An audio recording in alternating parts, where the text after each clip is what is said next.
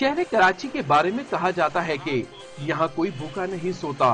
2 करोड़ से ज्यादा आबादी में लाखों अफराद ऐसे भी हैं जो रोजगार कमाने के लिए यहाँ मुकीम हैं और ईद मनाने अपने आबाई इलाकों में चले जाते हैं।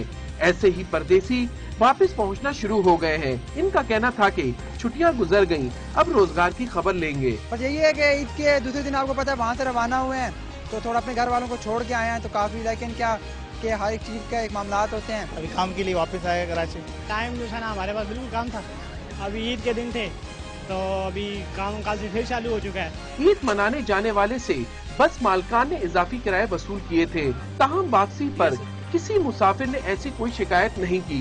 कैमरामैन कासिम खान के साथ इमरान खान, डॉन न्यूज, कराची।